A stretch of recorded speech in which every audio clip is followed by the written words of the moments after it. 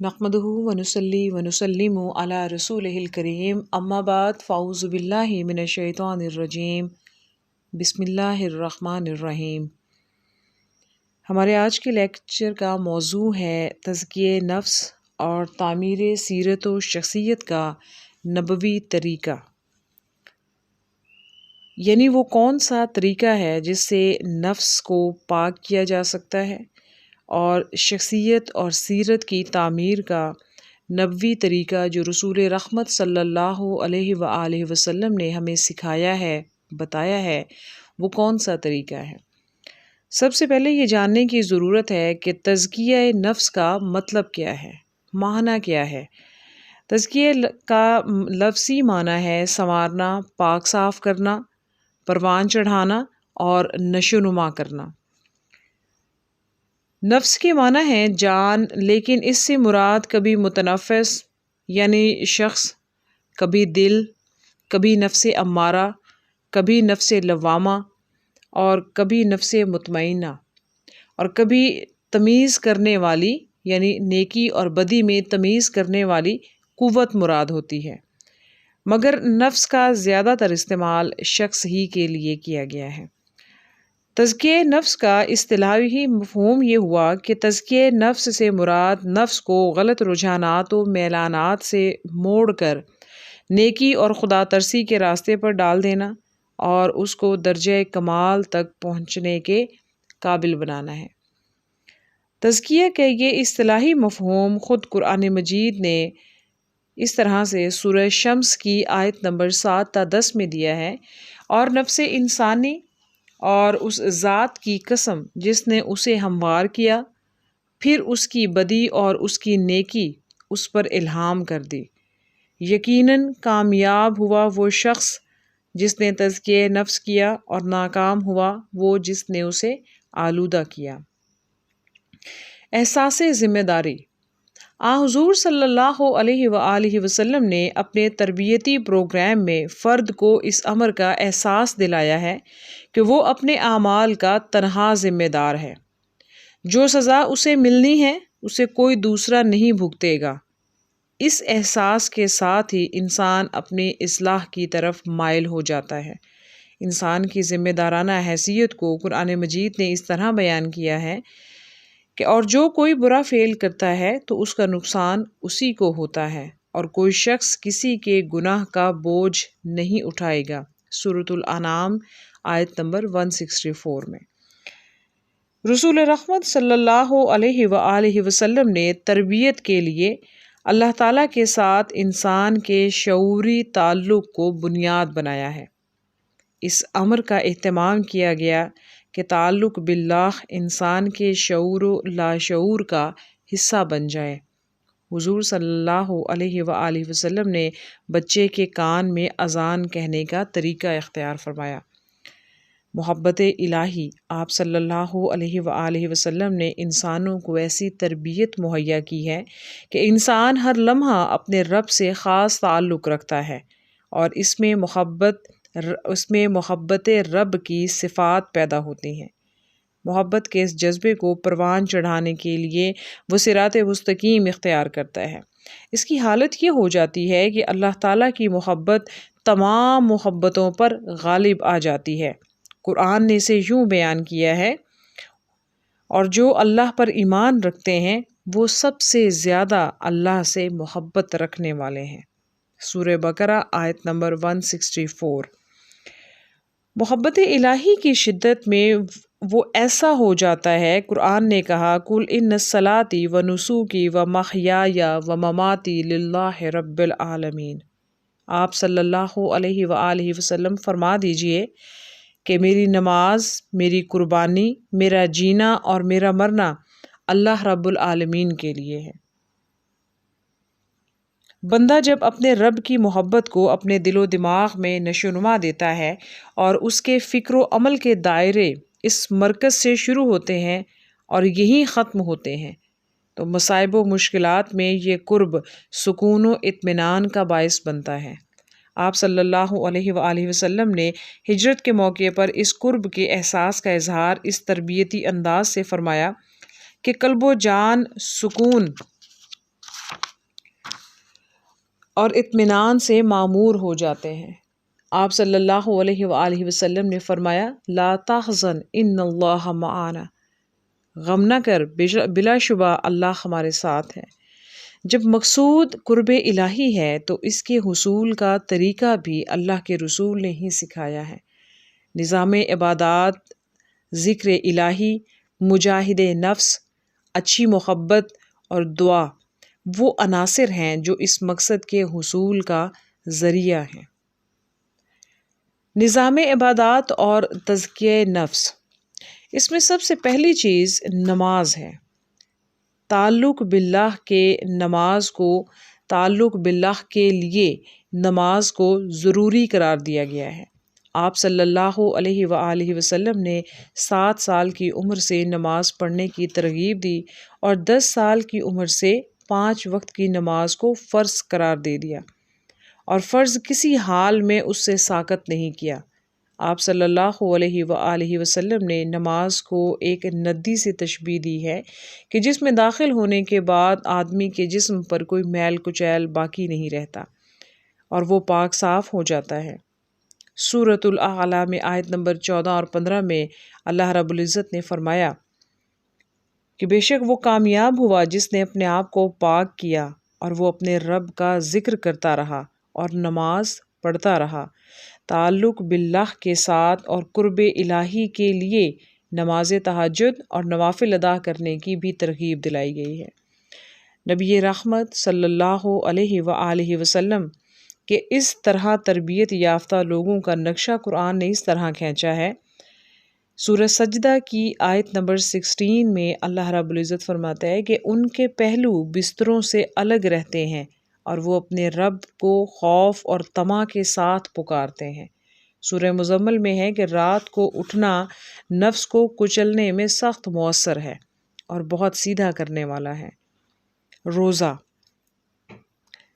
حضور سید العالمین نبی رحمت صلی اللہ علیہ وآلہ وسلم کا فرمان ہے روزہ ڈھال ہے، یعنی روزہ شیطان کے وار کو روکنے کے لیے ڈھال کی حیثیت رکھتا ہے اور اس سے انسان گناہوں سے بچ کر نیکی کے راستے پر گامزن رہتا ہے۔ بھوک اور جنسی خواہش کو روزہ کنٹرول کرتا ہے۔ زکوٰۃ، فرمان الہی ہے سورہ توبہ کی آیت نمبر 103 میں نبی صلی اللہ علیہ وسلم تم ان کے اموال میں سے صدقہ لے کر انہیں پاک کرو اور انہیں نیکی کی راہ میں بڑھاؤ، کیونکہ اس سے مال کی محبت پر اللہ کی محبت غالب آ جاتی ہے۔ حج، انسان پر زیب و زینت کی پابندیاں اور دوسری بہت سی پابندیاں لگاتا ہے جو نفس کو کنٹرول کرنے کی مشق میں معاون ہوتی ہیں۔ اس کے بعد انسان اس طرح پاک ہو جاتا ہے گویا آج ہی ماں کے پیٹ سے جنم لیا ہو۔ گویا تمام عبادات کا مقصد تزکیہ نفس اور تعمیر سیرت ہے۔ ذکر الہی اور تزکیہ نفس، اللہ تعالیٰ سے محبت اور قرب کا ایک اہم ذریعہ ذکر الہی ہے۔ آپ صلی اللہ علیہ وآلہ وسلم فرماتے ہیں ہر چیز کی صفائی ہے اور دلوں کی صفائی اللہ کا ذکر ہے۔ آپ صلی اللہ علیہ وآلہ وسلم کا فرمان ہے جس وقت تنہا بیٹھو حسب طاقت اپنی زبان کو اللہ کے ذکر سے متحرک رکھو، اور پیارے آقا حضور نبی کریم صلی اللہ علیہ وآلہ وسلم کا فرمان عالی شان ہے کہ اہل ذکر کی مجالس کو لازم جانو، یعنی اہل ذکر کی مجالس میں بیٹھنے کو، اس کا حصہ بننے کو اپنے اوپر لازم کر لو۔ ذکر جب کسی انسان کی شخصیت اور اخلاق کا حصہ بن جاتی ہے تو اس کی کیفیت کیا ہو جاتی ہے؟ قرآن نے اس کا ذکر کیا ہے، فرمایا الذین یذکرون اللہ قیاما وقعودا وعلی جنوبہم، یہ وہ ہیں جو اللہ کو یاد کرتے ہیں کھڑے اور بیٹھے اور لیٹے ہوئے۔ انسان کی جب یہ حالت ہو جاتی ہے تو وہ دل، زبان اور عمل میں ہر وقت اللہ کو یاد رکھتا ہے اور وہ نیکی کے کام کرتا ہے اور برائی سے اپنے آپ کو حد الوسع بچانے کی کوشش کرتا ہے۔ نیک لوگوں کی صحبت، ابو ہریرہ رضی اللہ تعالیٰ عنہ سے روایت ہے کہ رسول کریم صلی اللہ علیہ وآلہ وسلم نے فرمایا، آدمی اپنے دوست کے دین پر ہوتا ہے، اسے دیکھنا چاہیے کہ وہ کس سے دوستی کرتا ہے۔ دوسروں سے اثر قبول کرنا انسانی فطرت کا ایک حصہ ہے، لہٰذا اچھے لوگوں کی صحبت انسانی سیرت و شخصیت کی تعمیر میں اہم کردار ادا کرتی ہے۔ وعظ و نصیحت۔ آپ صلی اللہ علیہ وآلہ وسلم کا فرمان ہے کہ بے شک تم میں سے ہر ایک اپنے بھائی کا آئینہ ہے، اگر وہ کوئی عیب دیکھے تو اسے دور کرے۔ حضرت انس رضی اللہ تعالیٰ عنہ سے روایت ہے کہ رسول رحمت صلی اللہ علیہ وآلہ وسلم نے فرمایا، اپنے بھائی کی مدد کرو، خواہ وہ ظالم ہو یا مظلوم۔ ایک آدمی نے دریافت کیا کہ یا رسول اللہ صلی اللہ علیہ وآلہ وسلم، مظلوم ہونے کی حالت میں تو میں اس کی مدد کر سکتا ہوں، لیکن جب وہ ظالم ہو تو اس کی مدد کیسے کر سکتا ہوں؟ آپ صلی اللہ علیہ وآلہ وسلم نے فرمایا، تمہارا اس کو ظلم سے روک دینا بھی اس کی مدد ہے۔ آپ صلی اللہ علیہ وآلہ وسلم کا طریقہ کار ہمارے سامنے مکمل نمونہ ہے، اور آپ صلی اللہ علیہ وسلم کہیں پیار سے، کہیں جرأت سے، کہیں ڈرا کر، کہیں انعامات کی خوشخبری دے کر، کہیں پچھلی امتوں کا ذکر کر کے، اور کہیں مثالیں دے کر صحابہ کرام رضوان اللہ علیہم اجمعین کو معاملات سمجھاتے ہوئے نظر آتے ہیں۔ خدمت خلق اور تعمیر سیرت کا باعث۔ آپ صلی اللہ علیہ وآلہ وسلم کا فرمان ہے کہ اللہ تعالیٰ اپنے بندے کی مدد میں اس وقت تک لگا رہتا ہے جب تک بندہ اپنے بھائی کی مدد میں لگا رہتا ہے۔ خدمت خلق فرد کی تربیت کا اہم ذریعہ ہے۔ آپ صلی اللہ علیہ وآلہ وسلم کی زندگی ایسے واقعات سے بھری پڑی ہے کہ آپ صلی اللہ علیہ وسلم نے لوگوں کی خدمت سے ان کو اپنا گرویدہ بنایا، اور آپ صلی اللہ علیہ وآلہ وسلم ایمان لائے، اور آپ صلی اللہ علیہ وآلہ وسلم کی زندگی کو اپنے لیے نمونہ تقلید بنایا۔ اسوہ حسنہ اور تعمیر سیرت۔ حضور نبی کریم رحمت للعالمین صلی اللہ علیہ وآلہ وسلم، آپ کی حیات طیبہ انسانی کردار و شخصیت کی تعمیر و تشکیل میں نہایت ہی اہم مقام رکھتی ہے۔ اس لیے زندگی کے جس شعبے میں بھی آپ رہنمائی حاصل کرنا چاہیں، آپ کو مکمل اصول ملیں گے۔ اسی لیے قرآن پاک نے آپ صلی اللہ علیہ وسلم کو اس کے اسوہ کو نمونہ تقلید بتایا ہے۔ فرمایا، لَقَدْ كَانَ لَكُمْ فِي رَسُولِ اللَّهِ أُسْوَةٌ حَسَنَةٌ، تمہارے لیے نبی رحمت صلی اللہ علیہ وآلہ وسلم کی ذات میں بہترین نمونہ ہے۔ تزکیہ نفس اور تعمیر سیرت و شخصیت کے لیے آپ صلی اللہ علیہ وآلہ وسلم کے طریقہ زندگی کی اتباع لازمی ہے، اس لیے کہ اللہ تعالیٰ کا فرمان ہے، قُلْ إِن كُنتُمْ تُحِبُّونَ اللَّهَ فَاتَّبِعُونِي يُحْبِبْكُمُ اللَّهُ۔ اے نبی صلی اللہ علیہ وآلہ وسلم، کہہ دیجئے کہ اگر تم اللہ سے محبت چاہتے ہو تو میری پیروی کرو، اللہ تم سے محبت کرے گا۔ تزکیہ اور تعمیر سیرت و کردار میں دعا کو ایک خاص مقام حاصل ہے۔ اپنے رب کے سامنے عجز و انکساری، گڑ گڑاہٹ اللہ تعالیٰ کی رحمت حاصل کرنے کا بہترین ذریعہ ہے۔ یہ کیفیت انسان کے دل پر اثر کرتی ہے، اور اس کی پرنم آنکھیں اسے اللہ رب العزت کے قریب کرتی ہیں۔ نماز تہجد میں گڑ گڑانے والے کی پکار سننے کے لیے اللہ تعالیٰ دنیا پر اپنے شایان شان جلوہ فرماتے ہیں، اور پکارنے والے کی پکار سنتے ہیں۔ اس طرح پکارنے والا اللہ کی محبت اور قرب حاصل کرتا ہے۔ آپ صلی اللہ علیہ وآلہ وسلم دعا فرماتے ہیں، اے اللہ، جس طرح تو نے میری صورت اچھی بنائی، اسی طرح میرے اخلاق بھی اچھے بنا دے۔ اللہم کما حسنت خلقی فاحسن خلقی، کہ اللہ جس طرح تو نے میری صورت اچھی بنائی، اسی طرح میرے اخلاق بھی اچھے بنا دے۔ ایسے لوگوں کی تصویر کشی قرآن نے کی ہے۔ فرمایا، اللہ ان سے راضی ہوا وہ اللہ سے راضی ہو گئے۔ سورۃ البینہ آیت نمبر 4 میں اللہ رب العزت فرماتے ہیں اللہ ان سے راضی ہوا اور وہ اللہ سے راضی ہو گئے، اور ایسے ہی لوگ کامیاب ہیں۔ سورہ شمس میں اللہ فرماتا ہے قد افلح من زکاہا وقد خاب من دساہا، جس نے اپنے نفس کو پاک رکھا وہ کامیاب ہوا، اور جس نے اسے خاک میں ملایا وہ خسارے میں رہا۔ یہ وہ طریقہ کار ہے جو رسول رحمت صلی اللہ علیہ وآلہ وسلم نے ہمیں بتایا ہے، ہمیں سکھایا ہے۔ یعنی یہ وہ نبوی منہاج اور وہ طریقہ کار ہے جس کے ذریعے ہم اپنی شخصیت کی، اپنی سیرت کی بہترین تعمیر کر سکتے ہیں، اور ان اصولوں کے مطابق اور ان نمونوں پر چلتے ہوئے ہم حضور نبی کریم صلی اللہ علیہ وآلہ وسلم کی پیروی کر سکتے ہیں۔ اور جب ہم اپنے حبیب رحمت للعالمین پیارے آقا محمد مصطفیٰ صلی اللہ علیہ وآلہ وسلم کی پیروی میں ہوں گے تو یقیناً ہم اللہ رب العزت کی پیروی میں ہوں گے۔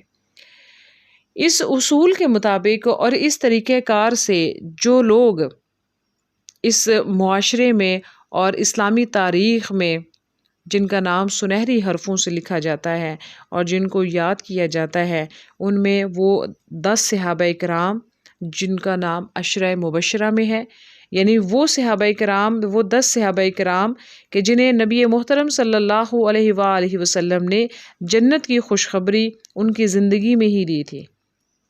ان کی فہرست درج ذیل ہے: خلفائے راشدین یعنی حضرت ابوبکر صدیق رضی اللہ تعالیٰ عنہ، حضرت عمر فاروق رضی اللہ تعالیٰ عنہ، حضرت عثمان غنی رضی اللہ تعالیٰ عنہ، حضرت علی کرم اللہ وجہ الکریم، طلحہ بن عبداللہ رضی اللہ تعالیٰ عنہ، حضرت سیدنا زبیر بن العوام رضی اللہ تعالیٰ عنہ، حضرت عبد الرحمن بن عوف رضی اللہ تعالیٰ عنہ، حضرت سعد بن ابی وقاص رضی اللہ تعالیٰ عنہ، حضرت سعید بن زید رضی اللہ تعالیٰ عنہ، اور حضرت ابو عبیدہ بن الجراح، جنہیں حضور نبی کریم صلی اللہ علیہ وآلہ وسلم نے امین الامت کا بھی لقب عطا فرمایا۔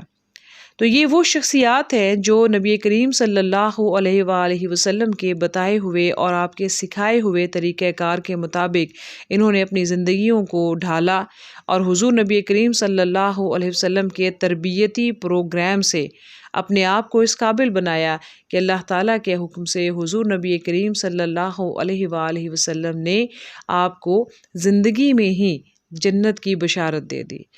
ضرورت اس امر کی ہے کہ فی زمانہ ہم اپنے کردار کو، اپنی سیرت کو بہتر بنانے کے لیے حضور نبی کریم صلی اللہ علیہ وآلہ وسلم کے اسوہ حسنہ پر عمل پیرا ہوں، اور جو طریقہ کار آپ نے ہمیں بتائے ہیں ان کے مطابق اپنی زندگیوں کو بہترین طریقے سے گزاریں، اور اللہ کے پیارے حبیب صلی اللہ علیہ وآلہ وسلم کے قرب اور ان کی محبت کو حاصل کر سکیں۔